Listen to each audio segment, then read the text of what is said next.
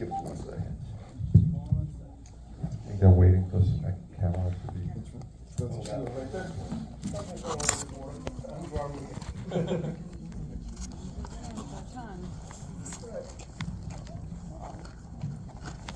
And that's actually pretty loud. Well, I'm learning where to place this so it's not. Maybe they can turn it up. Yeah. Or what? Yeah. Oh yeah. It's a little loud. Can we turn it down a bit? Just move the chairs. Hold on a second. Here we go. Better. We'll wait a second to make sure. Yeah, everything's getting a little better. I'm waiting on Rigo to let me know everything is cool. Are we good? And what you guys want to talk real quick, just to make sure the audio. We're not gonna. Yes. Hello. And hello from here as well. Well, first of all, I really want to thank everyone for coming out tonight, and remember to validate your parking. I'm just trying to give you a heads up. But seriously, gentlemen, I really want to start with congratulations. You guys made such an exceptional film, and I have tons of questions. But before we get into that, I have a few, let's just say, curveballs to start things off.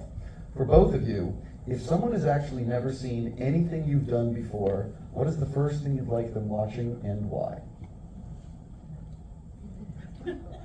Well, in that case, that will be the first film I'm in. I think we should start from there. Which is called Pusher One. That's 1995, I believe. Yep. Being a director, I will always say what's the last film I've done, because you always, as a director, usually sort of hate all the other movies you do. Like when see them in the perspective of, oh my God, I was so young, I didn't know what I was doing. So I would always say, what's the last film I did, no matter which film it is. From other directors.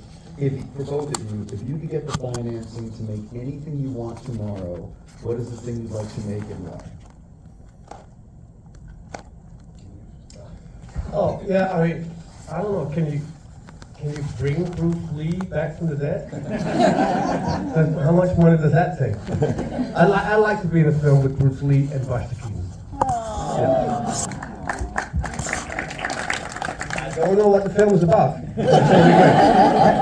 I want to do a follow-up to that, because right now, behind the scenes, there's a lot of people selling their likeness rights because of what's going on with AI. And at some point, in the not-so-distant future, what you just said is actually possible. So does that frighten you? Or if someone came to you and said, with AI and computers, we can literally make this movie, would you be interested in it? No. I want to meet Bruce Lee. I got it. I mean, there are perspectives that's interesting, and for certain kind of films, obviously, the big blockbuster, let's say Marvel, fantastic films, there are certain things that you can get away with if you want to jump in time, have somebody who's 20 years old and then 80. I think within the realm of still being creative, you can do something interesting, but just giving your image away, I don't think anyone wants to be pirated. So did you figure out what you would make if you could get the financing for anything? I don't know, man. I think probably some sci-fi. Like in Denmark, we don't have big budgets. It's where the money is quite small. But I do have a dream of one day making a sci-fi movie, and I think that's going to be hard on the Danish budget. But maybe I'll try it one day. Why are you looking at me? Are you in it, man? If I can get you to star in it, maybe it'll be easier to finance. You know? I am curious, what do you think would surprise, and maybe you've sort of just answered it, but what do you think would surprise people to learn about making movies in Denmark and in Hollywood? Well, yeah, obviously the budget, and also the amount of people. In Denmark, you say good morning to 15 people, and in America, you say good morning to 300 or 400, right? So that's a difference. In terms, I mean, for me, it's a different thing. As an actor, you go into that world, you find the parameters of the framework of what we're doing. There might be a genre in there, and you try to make it as honest as possible within that world. So I can't call the director in the middle of the night the same way I can call Nick, which you told me not to, but I still did. At some point you have to sleep, you know. But besides that, we will enter a world that is pretty much the same. It's just a different relationship you have with each other. For a director, I believe it's a very different thing. Yeah, for a director it's very different. There's a couple of reasons. First of all, when I'm making movies in Denmark, it's very much my work. I have final cut, I have final say, it's my vision from top to bottom and from beginning to end. And I've done one film here, let's not speak too much of that, which was not my film. It ended up being something I didn't have, really power to sort of like make. I mean, it was a lot. There was just a lot of decision makers. Everybody wants to make a good movie, but if you're like 100 chefs on the same thing, it's very hard. Especially coming from a Danish background of the auteur cinema, it's very hard to find your footing in that system. I felt, at least. Mads, individual question for you. I am a really big fan, just like everyone in the room, of your work. I think you're an exceptional actor, and I'm just curious, when you are getting ready to film, say, The Promised Land, how early on are you thinking about the character prior to the first day of filming and thinking about what you want to do? How much are you sort of doing a lot towards the end? Like, could you sort of take us through your process a little bit on getting ready for a role? Well, I get invited in on different stages in different films. In American film, it's written, it's over, it's done. Say the words, don't knock over the furniture, and you're fine, right? Here in Denmark, it's a different thing. I'm invited in when the story is almost done, and then we start talking and we develop. They do listen to me, and I can have some inputs. And sometimes they say, "Well, that's a bad idea," but I will insist, and we can go back and forth. Then on the first day of shooting, it's very interesting because I think about it all the time. It's a gradual development of the character. I'm always curious what we're going to shoot the first day, because the first day is very important for everyone. Obviously, for the director, everybody thinking about it. We're not going to shoot the most difficult scene the first day, but what he might think is not a super difficult thing can be a very difficult scene for my character. It can be somewhere I haven't really found yet. Maybe it's just nice to see him do some walking first, So I'm always curious, but it's a challenge, and I'll take it up every time. Donald Sutherland told me something that I found fascinating. He said that he now demands that the first day or two of filming, he is filming things from the middle of the movie, because that way by then the people have bought into what I'm selling, and I can figure it out. And you know what I mean? Yeah, that's smart. Yeah, he's a smart man. When he said it to me, I'm like, this is brilliant. So let me ask you another follow-up on acting. Say you have a very emotional or dramatic scene on a Monday morning, and it's a challenge. It's gonna, you got to pull to deliver what you are trying to do. How far before Monday morning, when you're going to film, are you thinking about that scene? Is it months early? Is it at the beginning of the shoot, or is it like, over the weekend you are really in it? Hopefully we've addressed that scene a long time ago. So we know what it's about, we know where we want to go approximately. If I overthink it 2 months before, I'm going to strangle that scene. I won't have the balls to go there at all. It has to be a natural, gradual development of the film. So when that scene pops up, we shouldn't be afraid of it. We should be ready for it, but we shouldn't over-prepare for it. Having said that, if it's 5 in the morning, I will get up 1 in the morning and get ready.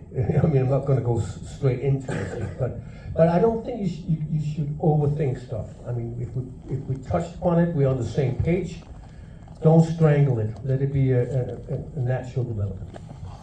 Jumping into why I get to talk to you guys for this, and a little generic, but for both of you, what was it about this material that said, I need to make this?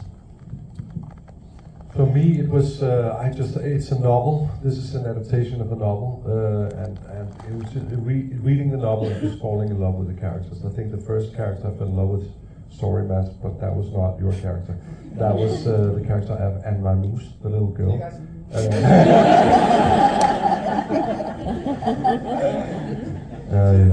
Anyway, so the little girl, she was the one I fell in love with first, and then came somebody else, I don't remember, and then maybe you. I'm kidding, of course. But I also saw a very personal. It was personal to me because it's a film about and a very ambitious guy who finds out very late in life that there's something else to life other than his ambition and his drive. And I've had that same trajectory. I'm sorry, that's a hard word when you're not English speaking. I had my first child 3 years ago, which is quite late. I'm 51. So it wasn't until that happened that I realized, oh my God, there's a whole other world. And it's kind of the same thing that Ludwig experiences in the movie. So to me, it was reading something that felt like close to my heart. Well, I just got offered a part, so I didn't know. I didn't read the book. For me, it was a pitch, and then it was a script, and from there on we started working. I don't have much to add. I mean, I can't tell the big difference working with Nick 10 years ago and now. But then again, I can. There's definitely a different kind of focus. I mean, we were younger. There's a lot of energy in that film, and I think we were approaching it with the same professional eyes, but there's definitely something happened with what the focus of the story is, because of, obviously, you having kids. You guys, the film is on the short list for Best International Feature, which is a huge honor. What does it mean to both of you to actually have so many people loving this movie and for it to be, shortlisted? It's always great to be recognized. It's always great, but the greatest thing about it is that the reason we make these films is for people to go watch them, right? That's the main reason. So all this sort of all that's going on around the short list and the film festivals and everything, it really helps people to notice that it's coming and they see it, and so for me that's really what it's about. It's getting the film out to as many people as possible. Yeah, that's the main goal, but at the same time, you have to understand that there's like thousands of films every year coming out, and that somebody out there thinks that we are worthy of being among the 15 films that might be nominated for an Oscar. It's incredible. It's mind blowing. And we're Danish. We're just happy. We're just happy that somebody watched us. At what point, though, was it the script phase? Was it when you were shooting, or when it was in post production that you both realized, wait a minute, this might be a pretty special movie? I never realized that. I'm always so self-critical, but I've been on every single film I've done, and I never realized with what I've done until somebody else, until I see it with an audience the first time, really, honestly. But this, I think it was our co-writer, Anders Thomas, who's quite a cynical guy, I would say. And when he went in to see a cut, he came out with tears in his eyes, like, "Oh my God, we have something here," because he was actually moved by it, and he usually is not. So that was the point for me where I realized it might be a decent film. Yeah, it felt good. It felt good all through, and then had a few scenes with a little girl. You just watched it. She's just priceless, and I remember there was a scene. I mean, you can feel a certain way, and it doesn't turn out that way. That's often the case for an actor. But then I was having discussion with you, we just shot scene where all the fields are on fire and she's running around doing stuff. And I was looking at the monitor, which I never do. I never watch anything we're doing. And I just saw this amazing work our DOP was doing. And I thought we were just jumping around with some flames in the background. It was just insane to watch. And that's why I felt like, maybe we're onto something here. Yeah.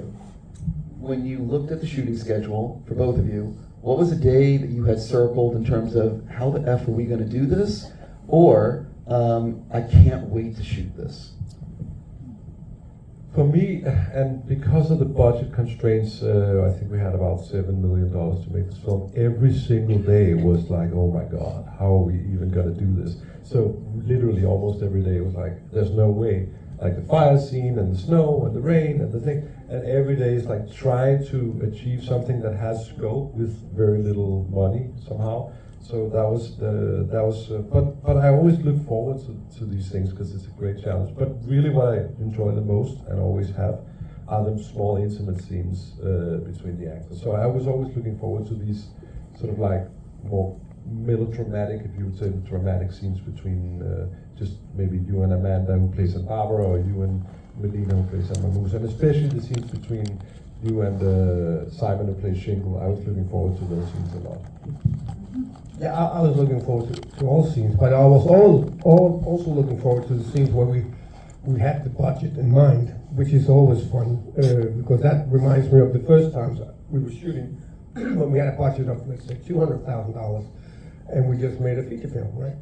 Like the Pusher films. This was the case always, like, okay, so the goat we just killed that is full of blood now, can we somehow clean it up and have it in the background for the next shot? You know, that's the way you have to, everyone has to work together to make this work, because that's the kind of budget for it. So I'm fascinated by the editing process because it's where it all comes together. So how did this film possibly change in the editing room in ways you did not expect?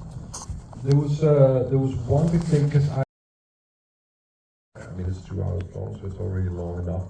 But at one point it was 3 hours and something in the editing room. I really have to cut something. So, and this is not something I usually would say to an audience who's just seeing the film, but there were certain things that we did cut out. There was a story. There was a lot more story with the priest, for instance, who became a smaller character. There were certain things with the Edel, the noble woman, which we cut, and in general we just tried to make it, you know, not sort of like we tried to trim the fat in general and not make it sort of like self-indulgent, and I think that's also part of what you said. We are different.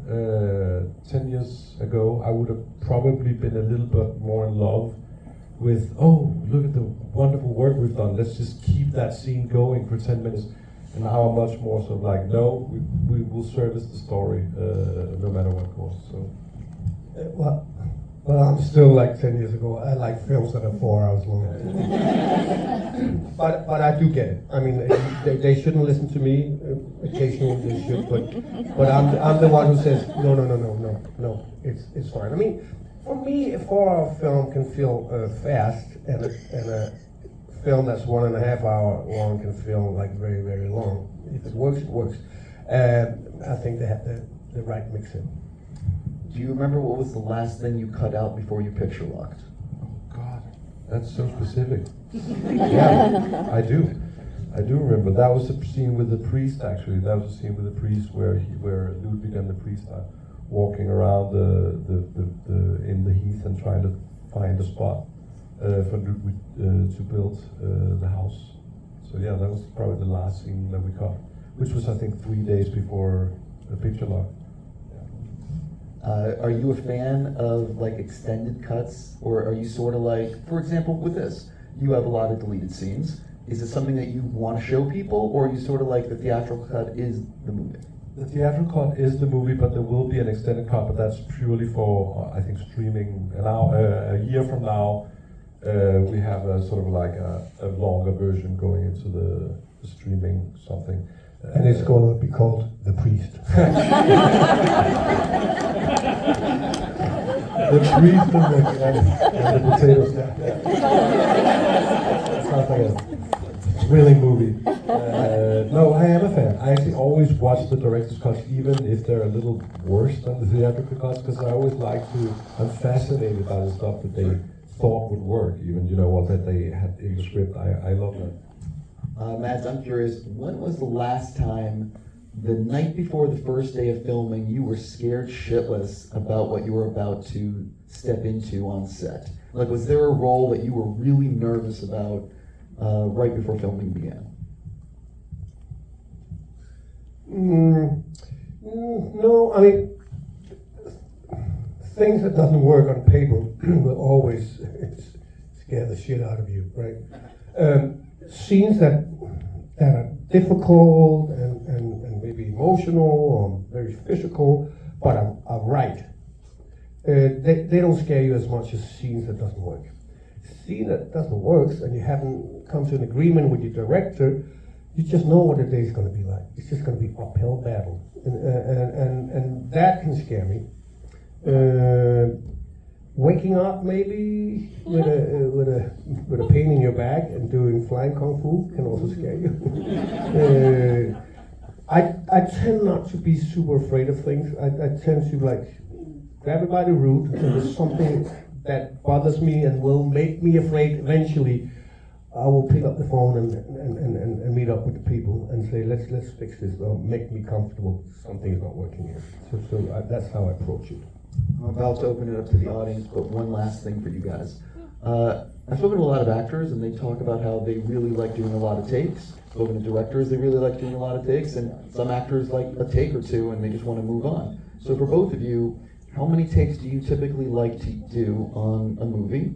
And how many takes at what point do you start saying, okay, come on? Or do you enjoy doing just like a few takes? We're completely in sync, I think, yeah. We always do 2 takes, yeah. With Mads, but that's with you, Mads, because you're so precise and you can do the 2 takes and then you're good. And maybe I'll ask for a 3rd take, right, if there's something there. I'll ask for a 5th take if it Yeah. doesn't work. Yeah, exactly. I mean, there's no rules, right? Yeah. If we're almost there, then you can see in his face that, okay. moving on. Then you go, whoa, no. So let's just make one more. This is not working. And you can tell when it's not working. There's a little more in there, right? But often, and you ask most directors and most actors, first or second take, there's what we call in Denmark, the butterfly dust is there. There's a certain unknown territory that if we do too much, it will be over-rehearsed, right? So often the first and the second take, there are some magic in there. Yeah, definitely. But then of course then we also have to do a lot. Whenever we did a scene with the girl, Melina, who plays Anna Moose, we did 30 takes, because she would never remember any of her lines. And it was constantly like... No, but but she's a child, right? And she's never done anything before. It's understandable, She speaks right? Swedish and not Danish. Yeah, she barely understood what I was trying to direct. And what we were looking for was something supernatural. I mean, just really natural from her. And that came, if we just kept going, and she just got fed up with the words, she came up with something else that was absolutely fantastic. and then that's what we went for. Yeah, do you guys remember when she, at one point, the little bit in the film where everybody's happy, and she goes like, pancakes! Yeah. That wasn't that was just something she did. Literally, she's so happy that we have given a real pancake. We go, pancakes! And I was like, that's great, we're gonna do that. Does anyone in the audience? I think there were a few questions. We'll start right there. Hi, this is Eden. I just want to say amazing film. I really enjoyed it. It was so great. My question is just, what's your favorite thing about working together? And if there's something that maybe working together that challenges you a little bit? I love every second of working with Matt. No, I mean, we worked 10 years ago, and that's always a risk that and since then we've become friends, and then he didn't call me for 10 years. You always tell that story, but you know it's not. Well, you told me because you wanted to call my bicycle. There's always a risk when you know each other well, that you just open the drawer and you do what you're used to. But if you push each other a little, there's also the benefit of like we might dare tread on territories that we wouldn't dare to tread on with somebody else, and that's the benefit of knowing each other really well. Was that the question? Yeah. I mean, I guess the answer is there weren't a lot of challenges. I mean, we do challenge each other a lot. We certainly will not get into fights, but we'll certainly try to push each other to both be better, at whatever, or get somewhere where sometimes we'll get stuck with the scene and we go like, something's missing, what is it? We'll go into a discussion about it. But the beauty of knowing each other so well is that it becomes a very easy conversation and there's no awkward like, oh, I wonder if he doesn't like me, It's just like, whatever, we can say anything. So when am I going to get my bike back?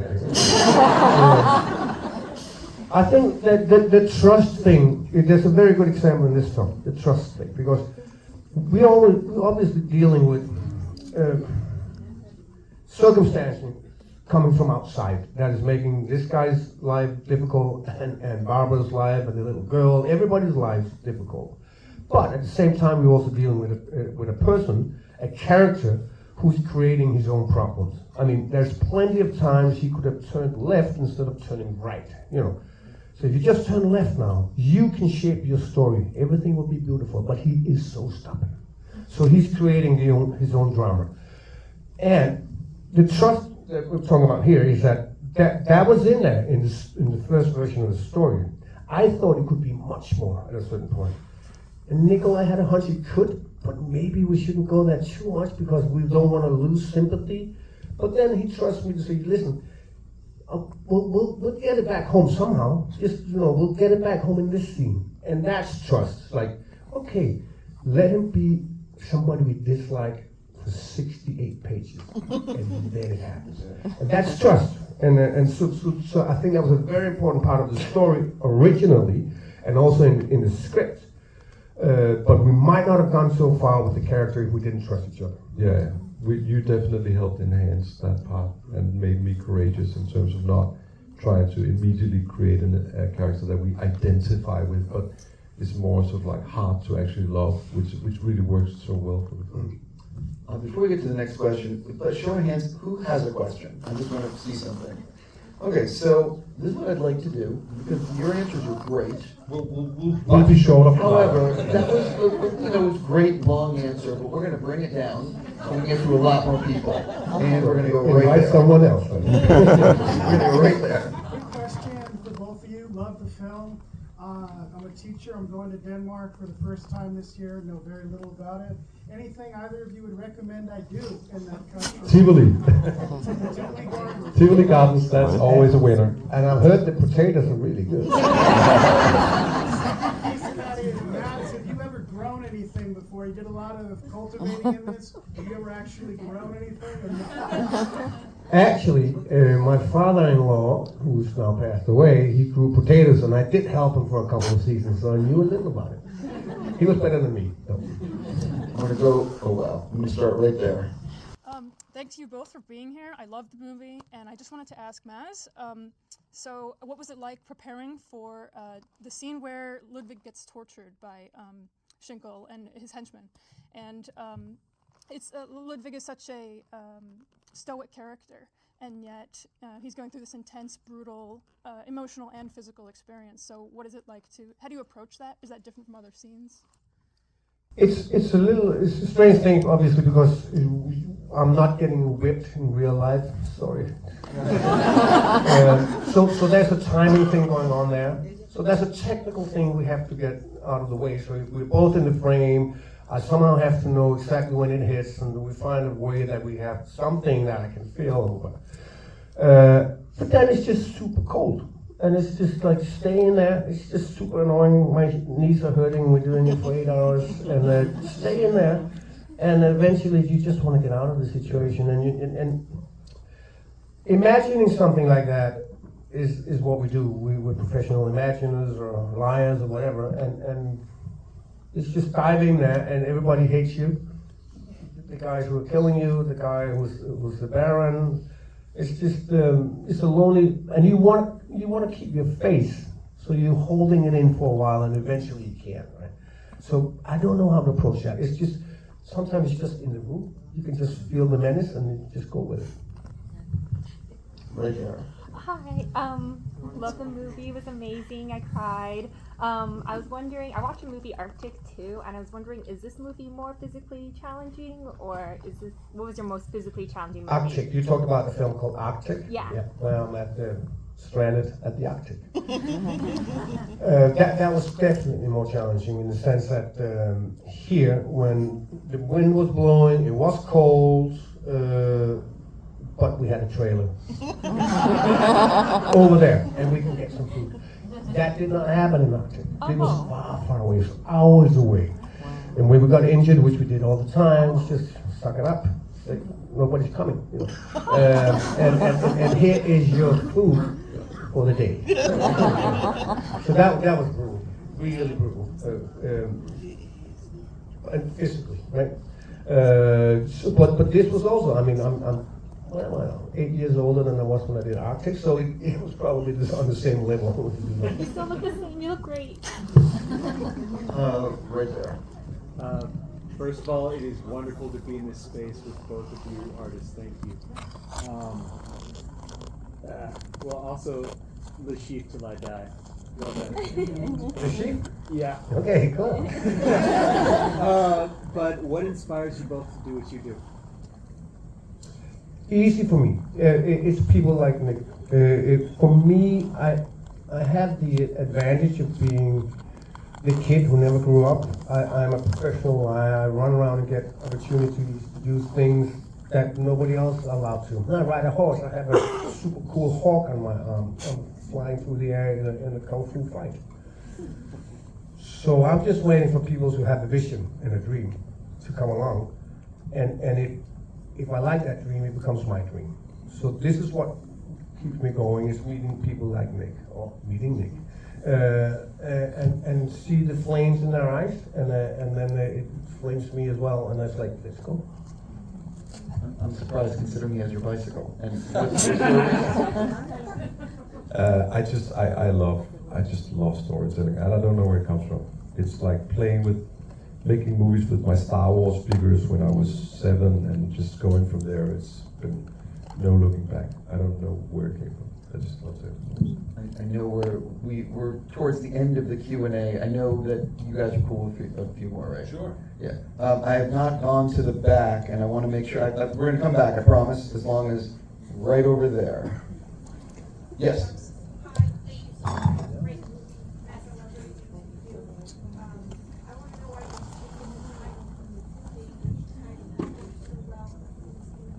Why we changed the title from The Bastard to The Protestant.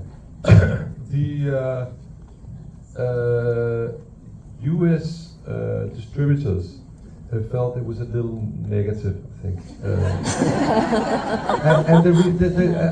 And on certain levels I didn't understand it because I love the title The Bastard. On another level I did. In Denmark, the bastard only means an illegitimate son. So it doesn't mean a dick. You know, it just means like an illegitimate son. So I understand that the negative connotation might have made people think that the film was about something else than it was. Yeah, right there. I have a question. Okay, we come from Mexico. My daughter is love you. My daughter love you, and she makes a little thing for you. And What is that? it's a Dr. Simi in Mexico. Is so exciting, popular to give this one, and she loves you. And she was crying because he wanted to give you that one. Muchas gracias, señor.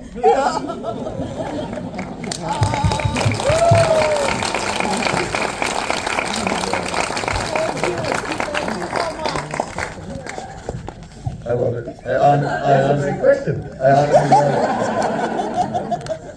Right here.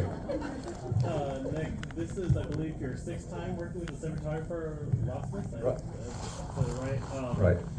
What movie was shot beautifully? What problems did you have or trying to figure out solutions of filming in such a empty area for nature? Right. The question was, it's the sixth time I've worked with the same DP. I've never worked with any other DP than this guy, and there was not a lot of problems on this one because he has grown so much. Like, he was already great on that first one, but he's such a great DP and he knows my brain so well because we've known each other since we were in our 20s. So I had very little. He was just like, he was amazing, you know, and every single setup we were doing, he surpassed my dreams, you know, of what could be possible on a budget that we have. So I would say no challenge at all. It was just wonderful. His work is fantastic in this. It really is. Right over there. Yeah. Just two quick things. I just want to mention that it's someone's birthday today. They came to see you. Happy birthday. Happy birthday. And second, I would like to ask about the weather conditions. How much preparation went into it? Was it a hit? And The weather. Here's this funny anecdote about the weather. Because when you're working on a budget like we had, you don't have time to say, oh, we're gonna wait for a sunny day, or we're gonna wait for a wintry day. We shot everything in the fall. So the way we did it was that we would shoot a winter scene over here, and we would do some such a, and then suddenly there was a guy. We had a person looking at the sky, going, "There's sun coming," and then we would like run over while we ran. Matt would change his clothes and get ready for a summer scene, and we would walk over here and shoot just 2 images from that scene, and then the sun is gone. Back to the winter scene. That was the craziest thing I've ever, but it was so much fun. We had a lot of fun doing that. Yeah, it's the best fun. It's the best energy because you feel like a unit. Everybody's all working on the same project, right? But in general, I mean, besides being a pain technically for a lot of departments when the weather is crazy, it is a helping hand for the actor, always, because we don't have to pretend it anymore. It's there, right? So we don't have to go, whoa, it's windy. No, it is really windy. Right there. I was wondering just about your experience co-writing the script with Thomas Jensen. I'm a really big fan of him, and I love the way you guys balance like darkness and humor in the script. So, was your experience like writing the script with him, and what was your experience working off of that? Well, I know them both very well. Funny enough, some of the stuff I was 100% sure Honest Thomas was writing, some of the funny punchlines, and vice versa, some of the more like emotional stuff, I got it completely wrong. It turned out that, Nick wrote that punchline, that little joke, and Thomas was going down a dark alley with some emotions here. So they rub off on each other in a fantastic way that surprises you. He's amazing. He's a great writer. We've worked together before, but this is our first, what feels like our first real collaboration, true collaboration. And he's incredible. And what he brought to me was something that I hadn't been able to, able to do in my previous films, which was a really true sort of emotional. Like he wrote a lot of the Anne Moose, Ludwig scenes, and I thought they were so beautiful. And he's unafraid of being overtly emotional, which I am a little afraid of. So it was great to have him here and just push me. And don't worry, it's fine. You can always tone it down if it gets too much. I was going to say real fast, please tell me that you guys have pictures of him holding it. I'm just making sure, so I think we have time for like 1, 2. Yeah, I got it. Yeah, I mean, I'm balancing what I'm being told with trying to keep it going. It's one of those things. People need to pee. Yeah, I'll go right there, yeah. That's a family goal. Oh, she's on, yeah. Oh, and Rachel is there. I have a question about how, you worked with previous directors a couple of different times, like I know right now. Rarely going to happen that it's going to come up with something that you dislike. So even if you kind of like it, but you're not really understanding completely, you're willing to go there because you trust them, right? So I have been working more than one time with a lot of people, and for that reason, because I do believe that the more comfortable you are with each other, the more you can push each other. And so that's just been my little safety net, I guess. Before we get to the next question, just real fast for everyone in the audience, if you have not seen Hannibal, I was going to say it's an exceptional show, and for the love of God, you should watch it, especially if you enjoy Matt's work. Oh yeah, and that's just add, so what your question was, if you didn't hear it, Hannibal show, the showrunner was Brian Fuller, and we've just finished the film last year. That is his first film as a director, and it's called Dust Bunny. Coming out sometimes in the future. And if you look at Brian Fuller's Instagram, you might see pictures here and there. You bet. Yeah, he's teasing stuff, you know. Anyway, back to why we're here. Right there. Wow, I know, yeah, we have one time for one last question, because otherwise I think the theater wants us to get that out. So we're just going to go right there and hope you got the great one. Here we go. Oh, yeah, you.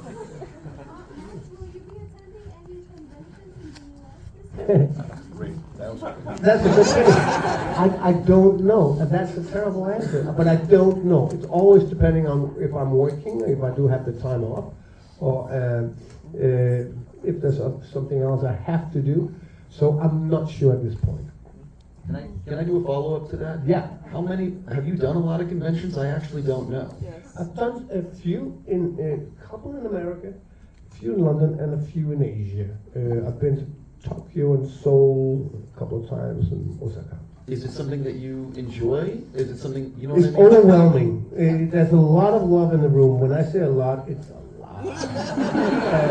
So you just have to get ready for that, because it is fantastic and beautiful, but it's also exhausting. But it's fantastic. People get a photo, they get an autograph. It's so fast sometimes that you're ashamed of yourself. But this is what it is when they do cons like that. So it's an overwhelming emotional experience. But I do enjoy meeting all these people. On that note, I want to say a few quick things. One, validate. Two, if you enjoyed the movie, there's this thing called social media. Please mention, tag